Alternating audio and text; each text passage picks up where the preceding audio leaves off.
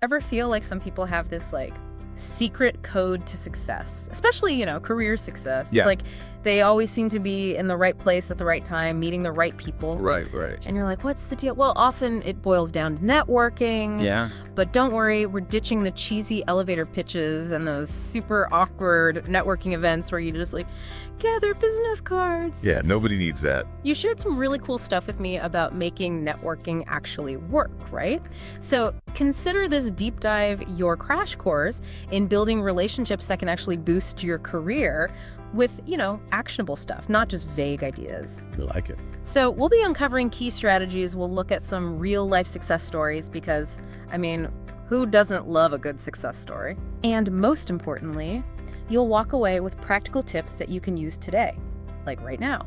And what I found fascinating about the materials you shared is this really big emphasis on mutual benefit. Oh, yeah. It's not just about, what can you do for me? It's about how can we both benefit from this connection? Totally. So it's not just about like schmoozing or anything. This isn't about being fake. It's about building real relationships, right? Absolutely. It's about Yeah. adding value to the network. Exactly. And those relationships, help everyone involved.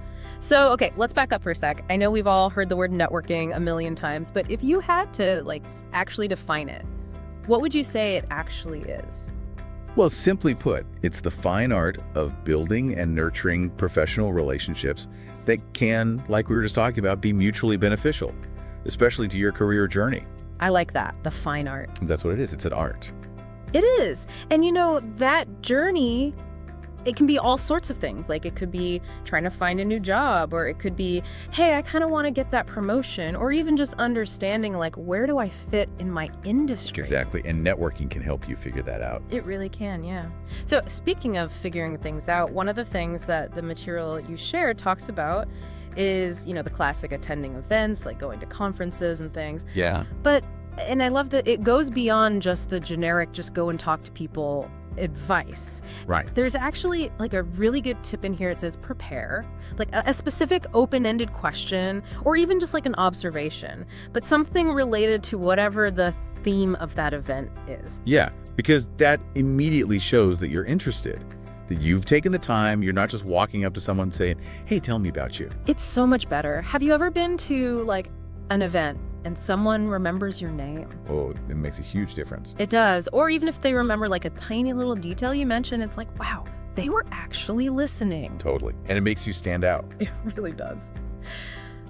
Okay, let's talk about social media for a second. Because I feel like, that's the other big one. And this source really zeroes in on LinkedIn. I'm curious to get your take on this because I know a lot of people have different feelings about LinkedIn. Yeah. But I thought they made a really good point about how it can be a networking powerhouse when you use it right. What's interesting is they go beyond just saying, be active. Right, because everyone says that, right? It's like, what does that even mean? Exactly. Be active how? But they actually give some concrete advice. Like they recommend using LinkedIn's features in a way that's strategic. So joining industry-specific groups, for example. Oh, good one. Engaging with posts, but, in a thoughtful way, not, the thumbs up. Oh, right. Actually commenting and adding to the conversation. And this is huge because it can really put you on the radar of potential mentors, even collaborators in your field. See, that's so much better than just randomly sending connection requests, just hoping for the best. Exactly. It's about being intentional Yeah, it's about showing up authentic. and adding value. And that perfectly leads us to our last topic, which is mentorship. Okay. Now, the source, they're very big on this idea of two-way mentorship. What are your thoughts on that? I love the concept of two-way mentorship, and I think this source does an amazing job of highlighting it. Okay. Because so often we think of mentorship as this one-way street. Right. You've got someone more experienced, they're imparting their wisdom, and the mentee is just there to soak it all up. Mm-hmm. But, and I think this is the biggest takeaway, we overlook what we can offer others. Even if we're earlier in our careers, you still have something to contribute. That's a really good point. Like maybe it's a fresh perspective, Maybe it's tech skills, or even just a willingness to help out with a project. Totally. That in itself is valuable. And that goes back to that idea of mutual benefit. And I love that because then it becomes less about, I'm just trying to climb this ladder, and it becomes about how can we support each other? And it creates a genuine relationship where both people feel good. Yes.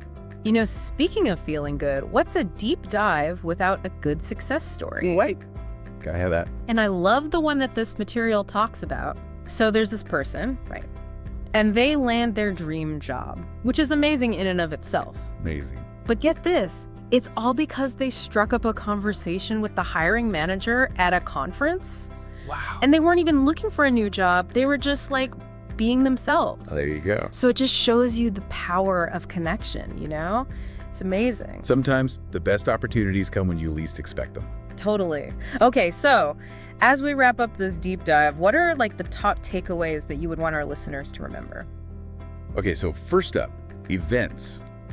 Quality over quantity. Prepare that power question. Yeah. Have those meaningful conversations.